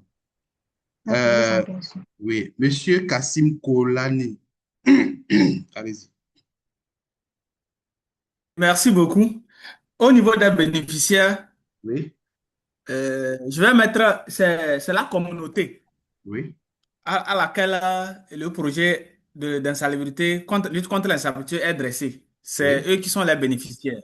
oui, Maintenant, les partenaires, oui, je peux mettre l'équipe technique de la mairie. Aujourd'hui, il y a si c'est dans une commune, l'équipe technique de la mairie qui va à l'insalubrité va être un partenaire pour nous, un partenaire qui peut nous appuyer. Il peut avoir le maire lui-même. Les oui. autorités de la commune ou de la préfecture sont les gens qui peuvent être nos partenaires. Le Ok, responsable, c'est le chef projet, l'équipe projet, le chef projet. Donc, dans l'équipe projet, comme mon président l'a dit, il y a le comptable, les, les, les ressources humaines et tout. super. Maintenant, les Allez-y. bailleurs potentiels, ce sont les ONG de la Oui, localité qui œuvrent dans l'insalubrité publique. ok, Voilà. Ils peuvent d'accord. être nos Merci. barrières. Il y a d'autres partenaires techniques et financiers qui peuvent nous appuyer. Je vous Merci remercie. beaucoup. Merci beaucoup, monsieur Kolani. Monsieur Techno KL4.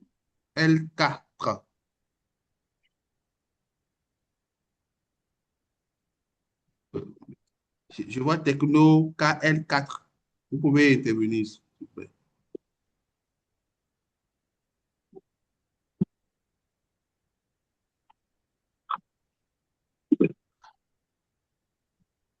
Bon, nous allons prendre monsieur Koko Ariabo.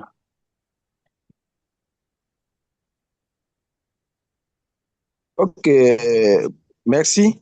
De ma part, moi, je dirais que Oui. je ne sais pas si vous me recevez. Oui, allez-y, on vous reçoit très bien. Ok. Je dirais que comme bénéficiaires, ce sont des personnes de la communauté qui profiteront directement ou indirectement du projet. Oui. Donc, les habitants du quartier, de la communauté. Comme partenaires, ce sont des acteurs qui contribuent à la mise en œuvre du projet. Donc, comme les autres l'ont déjà cité, la mairie ou la commune, les associations, les ONG qui œuvrent dans le service, dans le service de l'environnement. D'accord. Et comme responsable de projet, la personne chargée de coordonner le projet, donc le chef de projet, les associations communautaires. Ok. Au niveau de bailleurs potentiels, on a aussi la commune.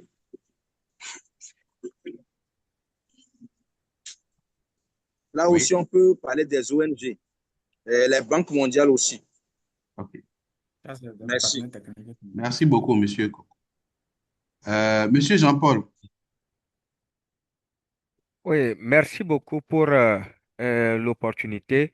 Moi, je voulais, pour ne pas trop redire ce que les autres ont déjà dit, je Oui. voulais ajouter au niveau des bailleurs potentiels là, Oui. la diaspora de la communauté. Parce que la diaspora aussi, c'est un point fort dans la mobilisation des ressources financières pour la communauté. Donc, on ne doit pas l'oublier. Merci. Merci beaucoup.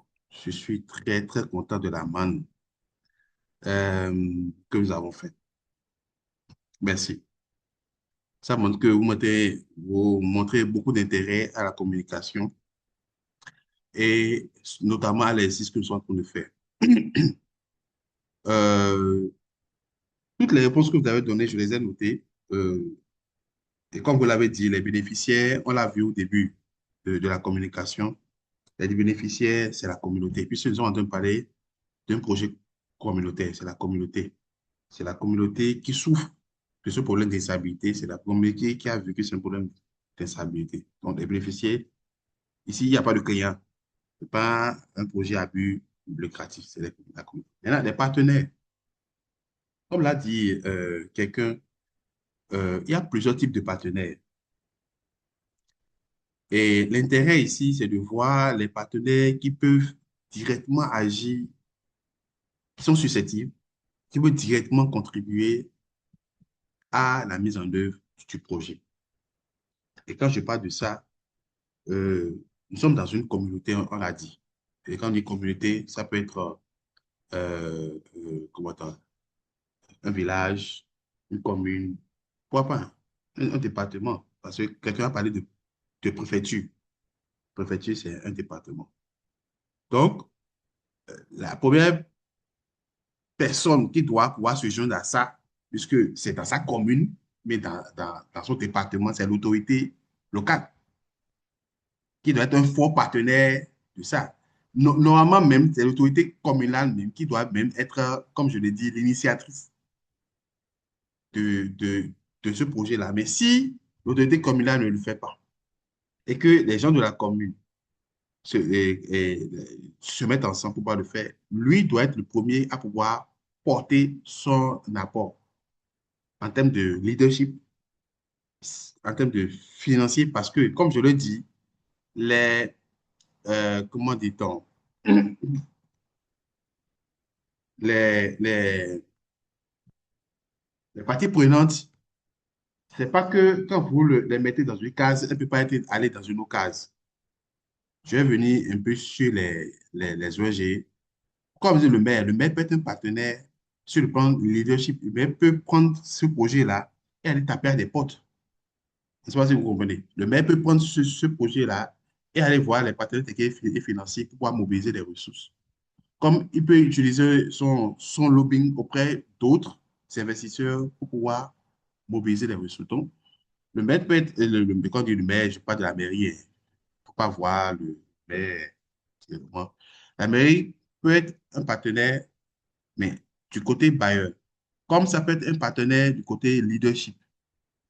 C'est-à-dire, c'est son visage qui porte le projet et là, on voit que l'envergure, ça donne du poids. Tout le monde se met au travail. Ça, je suis d'accord. Il y a aussi les ONG. Ouais, il y a souvent des ONG qui travaillent déjà dans ce domaine-là. Études de sachets, je sais pas, les déchets, traitement de déchets. Il y a des ONG qui peuvent s'ajouter comme partenaire, qui peuvent aussi jouer le rôle, pas d'un partenaire simple, pour pouvoir dire on vous soutient, mais qui peuvent leur donner leur appui, que ce soit en termes d'exécution, c'est-à-dire mettre en place le système de gestion des déchets, ils peuvent les appuyer sur ça, comme aussi être un partenaire pour pouvoir mobiliser comment dit-on, les ressources auprès de leur bailleur potentiel. Ouais. Maintenant, à part ça, vous avez cité beaucoup de choses, hein, entreprises, hygiène, établissement. Oui, tout ça là, c'est bon, mais comme je l'ai dit, je n'ai pas donné de précision par rapport au projet. C'est lorsqu'on affine le projet, on donne les contours, qu'on sait ce qu'il faut retenir totalement. Mais ici, j'ai laissé ouvert, c'est pour ça que nous sommes en train d'aller dans tous les sens.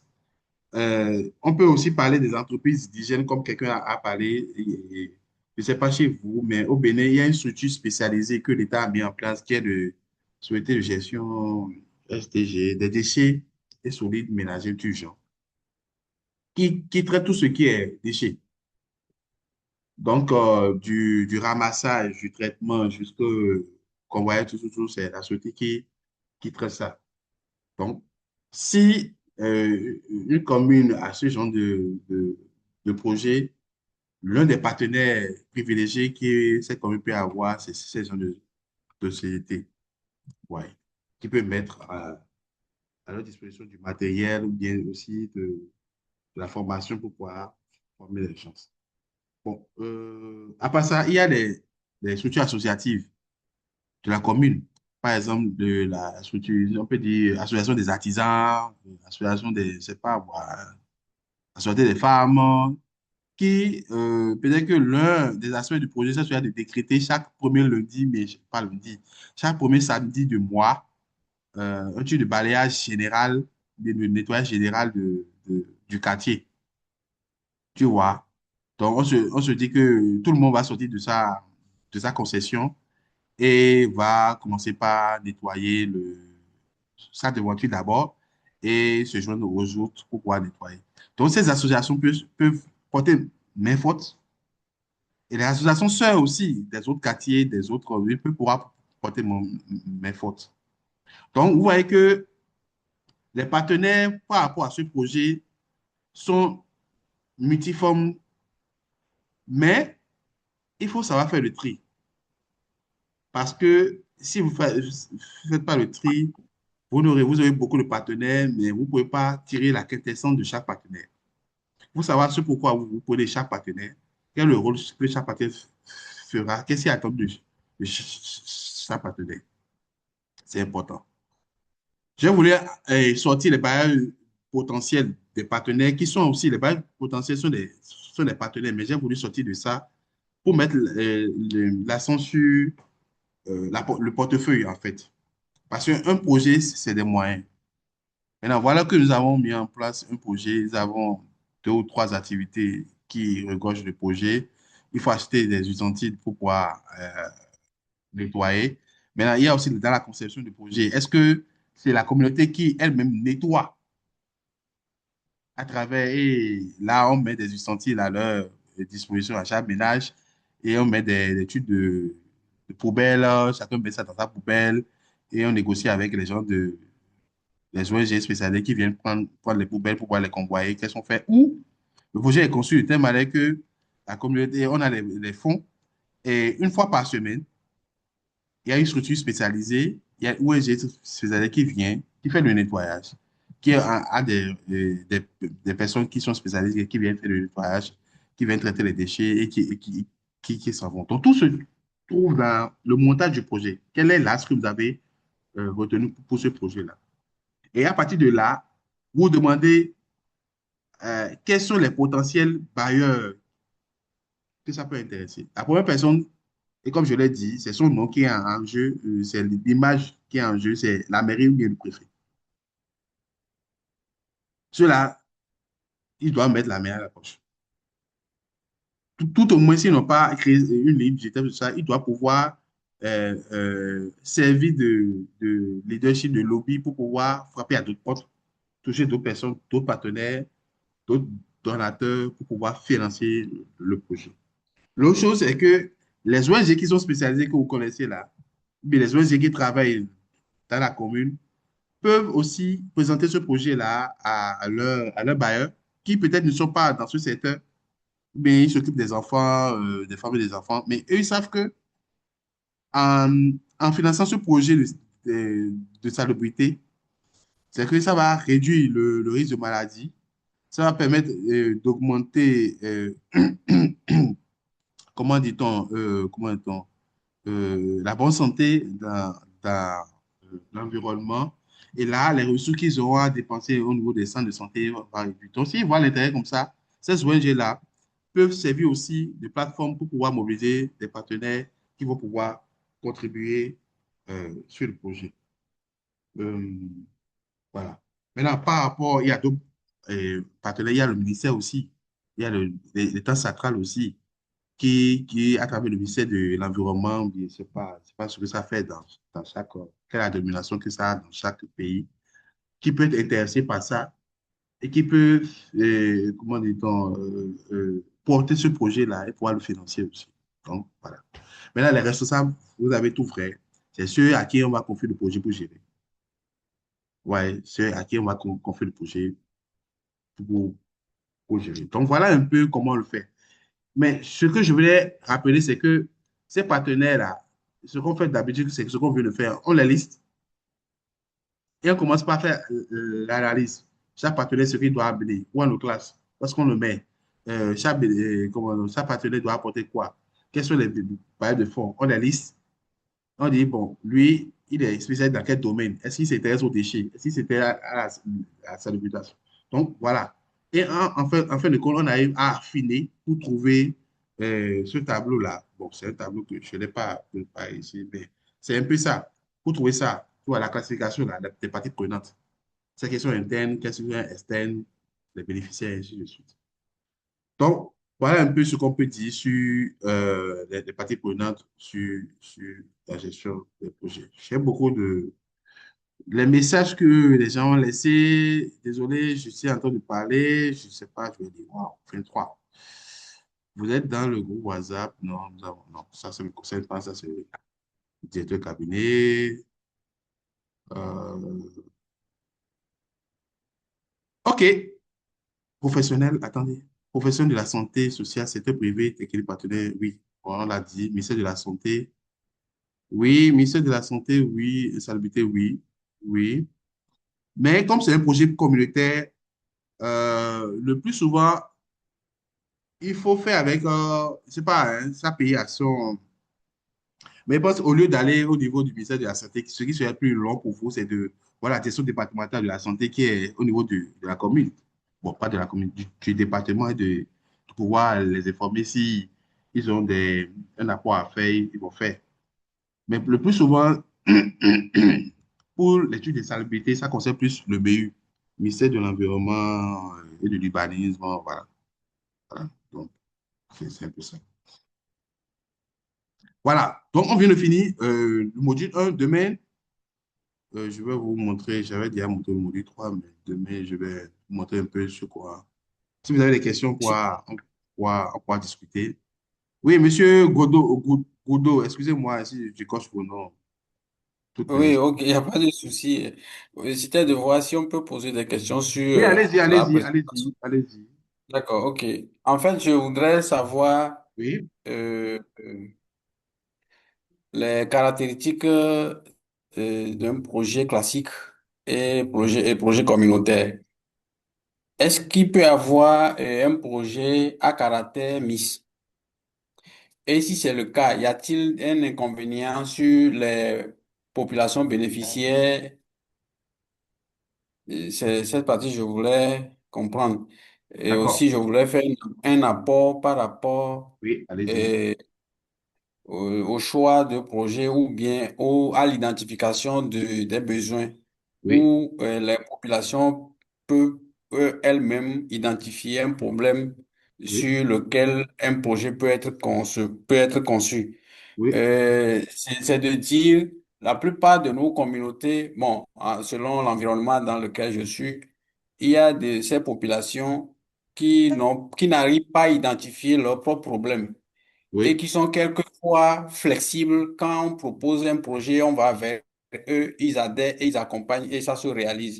Et oui, il y a aussi des communautés qui sont résistants ou bien qui ne sont pas flexibles oui, et ils veulent à tout prix que ce soit eux qui identifient un projet oui. pour que cela puisse être fait. Donc, c'est à nous de voir et de pouvoir analyser le contexte dans lequel nous sommes et adapter nos projets à chaque situation. Merci.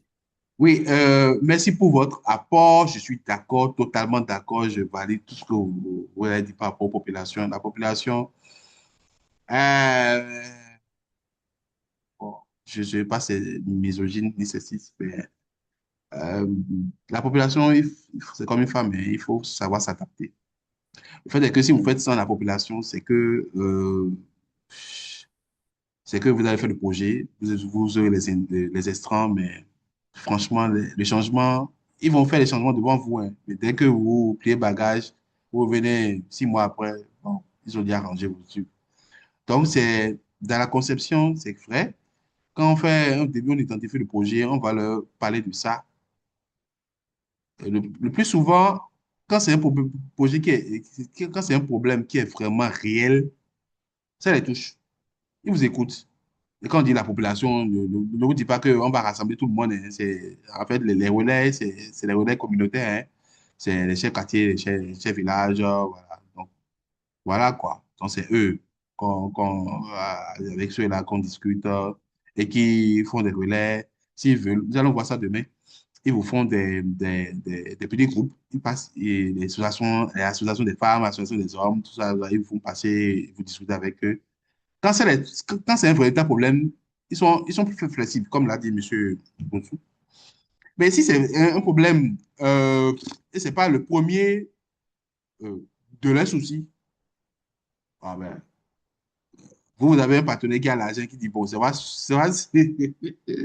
y a des choses, quoi. Vous avez un partenaire qui vous dit que, bon, lui, il a de l'argent, il veut faire telle chose. Vous allez voir des gens de la population qui disent, eux n'ont pas besoin de ça, eux, ils ont faim. Tu vois, alors que la mairie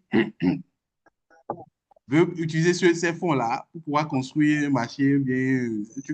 Mais eux, c'est pas ça qui les intéresse. Ils te disent de réduire, comment dit-on, l'intrant que tu lui donnes pour aller faire du maïs, la tasse sur le marché, tu vois. Donc, dans ces cas, c'est difficile. C'est pour ça que vous allez voir que les gens, ils font des projets. Le projet de marché dont je vous ai donné l'exemple là, c'est un cas vécu, hein. Le projet de latrine là, l'éducation à l'air libre là, c'est un cas vécu. C'est un projet dans lequel je travaille. Des cas vécus. Donc, les latrines sont là, les gens continuent de vécu à l'air libre. Là, construit très bien, avec les portes sont ouvertes. Il n'y a pas que quelqu'un va venir, c'est ouvert. Mais bon, donc, il faut faire avec. Il faut faire avec la difficulté des projets. Bon, maintenant, les deux premières questions que vous avez posées, c'est caractéristiques de projet. Voilà, hein, les caractéristiques de projet. Bon, sommet, début, fin, Bonsoir. objectif. Il y a quelqu'un qui dit bonsoir.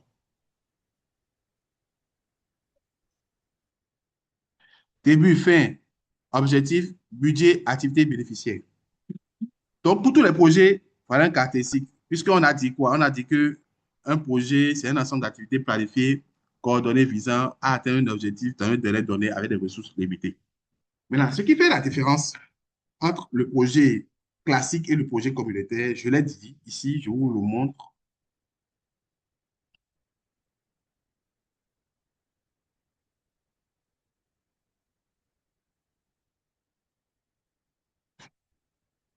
C'est au niveau de recherche de souvent de profit, recherche de l'intérêt collectif. Un projet classique recherche souvent le profit. Le projet communautaire recherche l'intérêt collectif. Un projet classique est décidé souvent par une entreprise, par l'État, par peut-être la commune. Par exemple, quand la commune décide de construire un marché pour pouvoir rehausser les coûts de ces hangars, mais de faire une réflexion pour rehausser un peu les coûts de ces hangars. Ce n'est pas un budget communautaire, ce n'est pas un projet communautaire, ça. C'est vrai, c'est un but social, bon, on va bien habiter les gens, mais derrière, il y a un coût. Mais est-ce que ça veut dire que c'est parce qu'il y a un coût que ça ne change pas la vie des gens? Si, ça améliorerait la vie des gens, mais seulement que on ne peut pas le considérer comme un projet communautaire, puisqu'il y a une recherche de profit derrière. Même si ça améliore la vie des populations, même si ça les met dans les bonnes conditions. Ouais. Donc, le projet communautaire ne recherche aucun profit.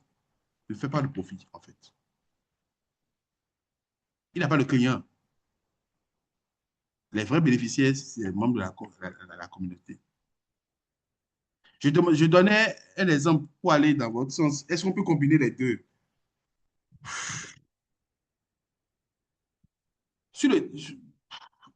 Si on doit suivre la définition, non.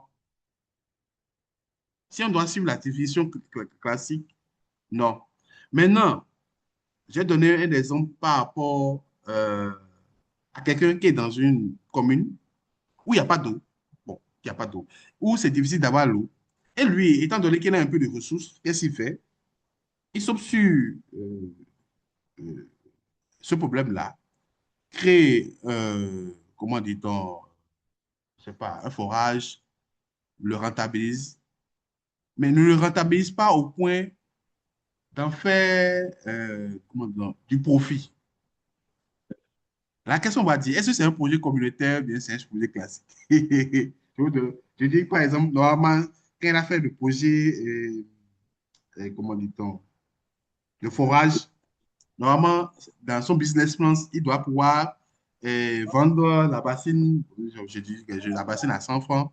Mais, Et lui, bon, il se mais dit, en réalité, il a fait les deux, hein. c'est ce que je suis en train de dire, en fait. Il a fait les deux. Mais quand on va prendre comment dit-on, la définition qui sépare les deux, vous allez voir que soit on doit le ranger, on considère que à court terme, il a fait un projet communautaire. Pourquoi? Parce que ce n'est pas rentable. C'est ça que se comprend. C'est qu'à court terme, il a fait un projet communautaire. Puisque ici, la bassine qui doit vendre à 100 francs pour pouvoir rentabiliser ce qu'il doit prendre sur 5 ans, il le vend à 25 francs ou bien à 50 francs. Vous pouvez avec moi qui ne fait pas de profit. Mais qui sait si à long terme, le fait qu'il n'arrive pas comment dire, à retourner sur ses investissements au bout de 5 ans, qui sait sur les 10 ans là, il peut retourner sur ses investissements et en faire du profit. Donc, des fois, pour certains projets, la marge entre projet classique et projet communautaire n'est pas très visible. Mais ce que vous devez retenir, c'est qu'un projet communautaire est un projet qui recherche l'intérêt collectif et qui est décidé par la communauté ou avec la communauté. Les bénéficiaires sont les membres de la communauté et l'intérêt qui guide, c'est que l'objectif global, c'est que le premier objectif, c'est d'améliorer la condition de vie des populations. Voilà. Je ne sais pas si j'ai répondu un peu à monsieur. Oui, c'est bon, c'est bon. Merci beaucoup. OK. Est-ce qu'il y a d'autres questions, s'il vous plaît? Je vois des micros allumés là. Fermez vos micros si vous ne voulez pas intervenir. Ça perturbe un peu le recording. OK. Donc, demain, oui, monsieur Kassim Kolani. Merci beaucoup, présentateur. Comme nous tendons vers la fin, oui. je voulais juste intervenir, pas une question par rapport à la présentation, mais c'est une observation d'ordre général. Oui, je souhaite que les gens renomment leur identité sur la maquette de Zoom. Nous sommes là pour apprendre. Pour le faire, ce n'est pas compliqué, hein. Vous allez sur votre nom. Il y a 3 points qui s'affichent. Vous cliquez en bas, on met le nom. Vous cliquez sur le nom. Vous mettez le nom qui vous convient. Bon, quand le présentateur appelle quelqu'un Techno, Infinix, ce n'est pas bien. Bon, c'était une observation que j'ai faite. Merci beaucoup, monsieur Kassim. Elle est la bienvenue. Merci beaucoup. Oui, mettez votre nom. Puisque nous sommes là pour pouvoir apprendre aussi. C'est vrai, il y a beaucoup d'infinis que je vois ici. Et des fois, même les gens se perdent. Quand tu dis infinis, des choses, bon, les gens n'arrivent pas à se retrouver. OK, demain, je vous partage un peu ce qu'on va faire demain. Bon, on va analyser les besoins. Analyse des besoins communautaires. Pour avoir de besoins, comment identifier un problème, comment résoudre le problème, qu'est-ce qu'on n'attend pas besoin, problème, cause, conséquence. On utilise les choses à travers, mais c'est différentes choses, différentes totalement. Donc, nous allons prendre besoin, ce qu'on n'attend pas besoin, donner des exemples clairs, identifier les besoins. Nous allons voir aussi les sources, identifier les problèmes, quelles sont les sources qui peuvent nous permettre de pouvoir identifier les problèmes d'une communauté et de pouvoir le transformer en projet. Nous allons passer sur ça. Après, il y aura quoi, la priorisation des besoins. Il y aura l'outil du diagnostic participatif qui est l'ABA problème. J'espère qu'on aura le temps de pouvoir parler de l'ABA problème. Voilà. Sur ce, prenez soin de vous. Il y a des mails encore. Monsieur et madame Kim Perrault. Vax pédiatrique. Vax pédiatrique. Vax. Ouais. S'il n'y en a pas, Allô, oui, rebonsoir, s'il vous plaît. Oui, allez-y. C'est une doléance. J'avais fait un message dans le chat où je demandais s'il n'y avait pas possibilité qu'on s'acquitte des frais pour avoir le document et pour mieux vous suivre, quoi. Parce qu'ici, j'ai un souci de connexion. Ça fait que parfois, d'accord. Ça, je vais laisser avant de finir le directeur du cabinet. Il va donner un mot par rapport à ça. Il n'y a pas de souci par rapport à ça. Merci. Il y a Monsieur Ignace Azameti qui a levé la main. Allez-y.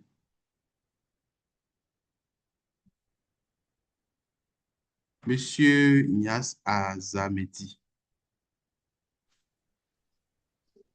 Oui, merci. Bon, moi, j'ai pris le train en route. Je voulais, si ça ne vous dérange pas, revenir un peu sur les tout premières présentations, parce que moi, j'ai commencé à partir des définitions des projets communautaires. Et si ça ne vous dérange pas, je pouvais avoir en 1 minute le début. Ok, d'accord, ça ne me dérange pas. Mais là, les retardataires ont tort, hein. Bon, on a commencé par définir ce que Bien sûr. c'est que un projet. On a donné Avant ceci, oui, avant, Ah, s'il vous plaît, fermez vos micros. S'il vous plaît, fermez vos micros. c'était avant ce. Avant quoi? Oui, je parle de ce qui a été présenté avant, quand on revient sur le projet. Ok, attends.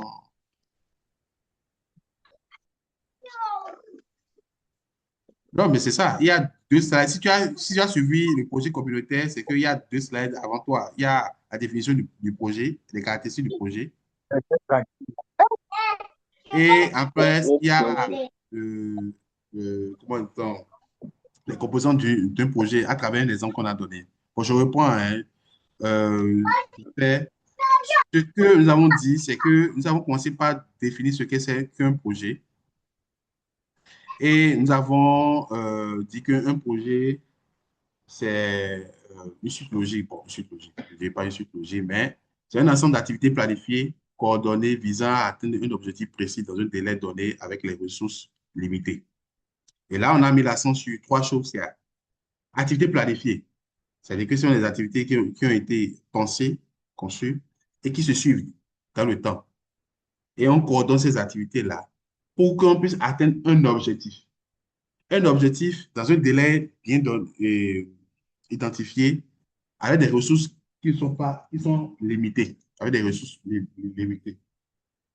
Ouais. Donc, de là, nous avons tiré quelques caractéristiques d'un projet et j'ai dit que ces caractéristiques ne sont pas, c'est pas les seules, quoi, en fait. Donc, on a parlé de délai. On a parlé de délai. Donc, quand on parle de délai, il doit avoir un début, il doit avoir une fin. On a parlé d'objectif. Bon, oui. S'il vous plaît. Oui. C'est bon, il est parti d'ici là, c'est bon, c'est bon. OK. Merci. Ouais. Merci beaucoup. OK. S'il n'y a plus d'autres mains, je vous dis à demain. Monsieur Olivier, directeur, est-ce que vous avez un mot à placer?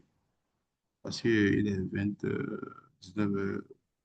Oui, C'est les collègues. Oui, merci beaucoup, cher formateur.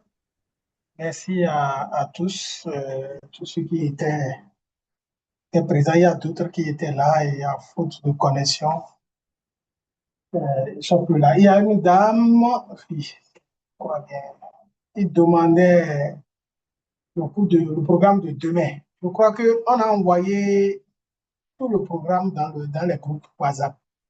Je vous prie de prendre le temps de lire correctement les heures de demain et après-demain. Il me reste 2 séances. Samedi, dimanche, nous allons terminer. En ce qui concerne les documents, on a aussi parlé de cela. Mais nous allons revenir également dans le groupe.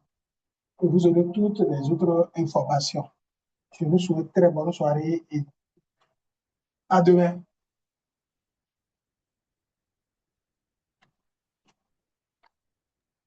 OK, à demain. Prenez soin de vous.